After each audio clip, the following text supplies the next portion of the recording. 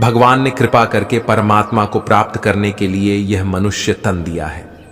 ऐसे मोक्ष के सुअवसर को पाकर भी हम जन्म मरण की परंपरा में चले जाते हैं। ये देखकर मानो प्रभु पश्चाताप करते हुए सोचते हैं, मैंने इसको मनुष्य तन क्यों दिया? मैंने मानुष जीवन तुमको हीरा दिया, जो तू व्यर्थ गवाए तो मैं क्या करूं?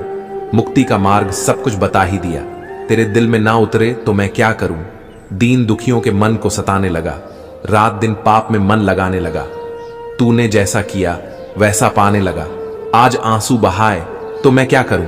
नाम मेरा तेरे पाप को काट दे, तू बुरा कर्म करने से मन डांट ले। आजा मेरी शरण में बुलाऊं, तुझे अगर शरण में ना आए तो मैं क्या करूं? भगवान श्री कृष्ण कहते हैं, जिस प्रकार सभी जगह बहने वाली महान वायु सदैव आकाश में स्थित रहती है, उसी प्रकार सभी प्राणी मुझ में स्थित रहते हैं। जिस प्रकार हवा आसमान को छोड़कर कहीं रह नहीं सकती, उसी प्रकार तीनों लोकों और 14 भुवन में घूमने वाले जड़ चेतन सभी प्राणी मुझ में ही रहते हैं।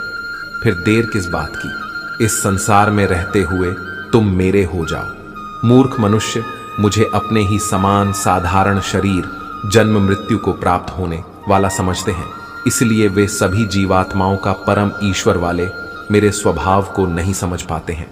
कहने का तात्पर्य यह है कि अज्ञानी मनुष्य भगवान के अलौकिक प्रभाव को नहीं समझ पाते।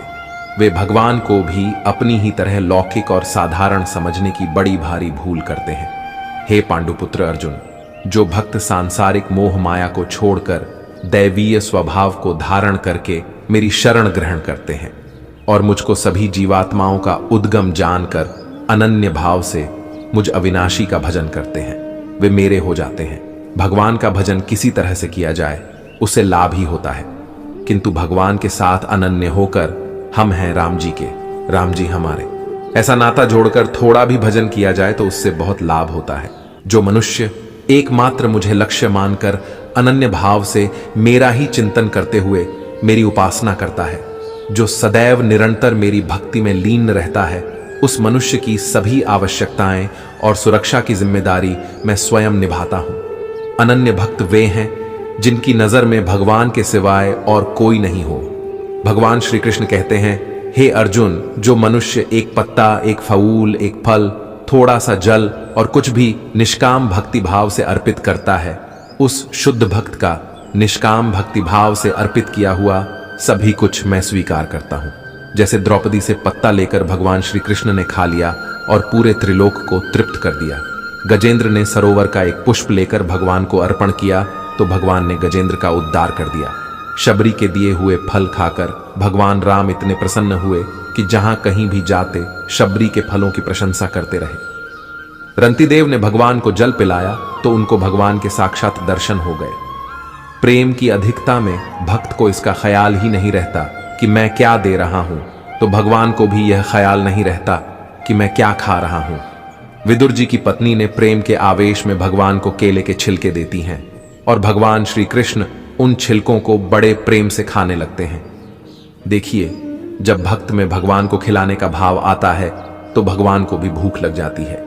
हे कुंती पुत्र, तू जो भी कर्म करता है, जो भी खाता है, जो भी हवन करता है, जो भी दान देता है और जो भी तपस्या करता है, उन सभी को मुझ में समर्पित करते हुए अपना कर्म करो। परमात्मा की वस्तु को आदर पूर्वक परमात्मा को देना ही अर्पण कहलाता है। इसीलिए हमारे साधु संत भक्त मग्न होकर आरती गाते रहते हैं। भगवान ने अपने भक्तों को बहुत छूट दे रखी है। कहते हैं, हे अर्जुन, यदि तुम अभ्यास में भी असमर्थ हो तो केवल मेरे प्रति शास्त्रानुकूल शुभ कर्म करो। तुम कर्मों को करता हुआ भी सिद्ध अर्थात उद्देश्य को प्राप्त हो जाओगे। भगवान श्री कृष्ण गीता के उपदेश में अर्जुन को समझाते हैं, जीवन वो फूल है जिसमें कांटे तो बहुत हैं, मगर सौंदर्य की भी कोई कमी नहीं है। आइए अपनी जिंदगी में सौंदर्य की तलाश अभी से ही शुरू कर दें। अर्जुन को भगवान श्री कृष्ण समझाते हुए कहते हैं, तुम मेरे इस विकराल रूप को देखकर न तो अधिक विचलित हो और न ही मोहग्रस्त हो। अब तू पुनः सभी चिंताओं से मुक्त होकर प्रसन्न चित्त मन से मेरे इस चतुर्भुज रूप को देखो। भगवान श्री कृष्ण के सौम्य स्वरूप के दर्शन कर अर्जुन ने कहा, हे जनार्दन, आपके इस अत्यंत सुंदर मनुष्य रूप को देखकर अब मैं स्थिर चित्त हो गया हूं और अपनी स्वाभाविक स्थिति को प्राप्त हो गया हूं। देखिए अर्जुन पर भगवान श्री कृष्ण की कितनी अद्भुत कृपा है। भगवान ने पहले विश्व रूप दिखाया, उसके बाद चतुर्भुज रूप दिखाया और फिर द्विभुज मनुष्य रूप दिखाया। भगवान श्री कृष्ण ने कहा, मेरा जो चतुर्भुज रूप तुमने देखा है उसे देख पाना अत्यंत दुर्लभ है। देवता भी इस शाश्वत रूप के दर्शन की आकांक्षा करते रहते हैं। कहने का तात्पर्य यह है कि यद्यपि देवताओं का शरीर दिव्य होता है, परंतु भगवान श्री कृष्ण का शरीर उससे भी विलक्षण होता है। भगवान का शरीर सतचित आनंदमय, अलौकिक और अत्यंत दिव्य होता है। इसलिए देवता भी भगवान को देखने के लिए तरसते रहते हैं। मेरे इस चतुर्भुज रूप को जिसको तुमने देखा है, इस रूप को न वेदों के अध्ययन से, न तपस्या से, न दान से और न यज्ञ से ही देखा जाना संभव है। हे पांडुपुत्र अर्जुन, केवल अनन्य भक्ति भाव के द्वारा ही मेरा साक्षात दर्शन किया जा सकता है, वास्तविक स्वरूप को जाना जा सकता है और इसी विधि से मुझ में प्रवेश भी पाया जा सकता है। यहां भगवान श्री कृष्ण ने भगवत प्राप्ति में भक्ति को ही सर्वोपरि बताया है। ज्ञान और भक्ति दोनों ही संसार का दुख दूर करने में समान है, परंतु ज्ञान की अपेक्षा भक्ति की महिमा अधिक है। ज्ञान में अखंड रस की प्राप्ति होती है, पर भक्ति में अनंत रस की प्राप्ति होती है। ज्ञान भगवान तक पहुंचे या न पहुंचे, पर भक्ति भगवान तक निसंदेह पहुंचती है। भगवान ज्ञान के भूखे नहीं, बल्कि भक्ति और प्रेम के भूखे होते हैं। मोक्ष प्राप्त होने पर ज्ञानी संतुष्ट हो जाता है, पर भक्ति प्राप्त होने पर भक्त संतुष्ट नहीं होता, बल्कि उसका भक्ति प्रेम और बढ़ता जाता है। अतः आखिरी तत्व भक्ति है, मुक्ति नहीं। भगवान श्री कृष्ण कहते हैं, हे पांडुपुत्र, जो मनुष्य केवल मेरी शरण होकर मेरे लिए ही संपूर्ण कर्तव्य कर्मों को करता है, मेरी भक्ति में स्थित रहता है, सभी कामनाओं से मुक्त रहता है और समस्त प्राणियों से मित्रता भाव रखता है, वह मनुष्य निश्चित रूप से मुझे ही प्राप्त करता है। वह मनुष्य निश्चित रूप से मुझे ही प्राप्त करता है। कहने का भाव यह है कि मनुष्य को अपनी चिंतन शक्ति भगवान के सिवाय दूसरी जगह नहीं खर्च करनी चाहिए। चिंतन करे तो केवल भगवान का और दर्शन करे तो केवल भगवत स्वरूप का। भगवान श्री कृष्ण कहते हैं, हे अर्जुन, जो भक्त श्रद्धा पूर्वक मुझ में मन लगाकर निरंतर मेरी उपासना करता है, उसको मैं सर्वश्रेष्ठ योगी मानता हूं। जहां प्रेम होता है वहां मन लगता है और जहां श्रद्धा होती है वहां बुद्धि लगती है। एकमात्र भगवान में प्रेम और श्रद्धा होने से भगवान के साथ निरंतर संबंध का अनुभव होता है। इसलिए भगवान ऐसे भक्त को श्रेष्ठ भक्त मानते हैं।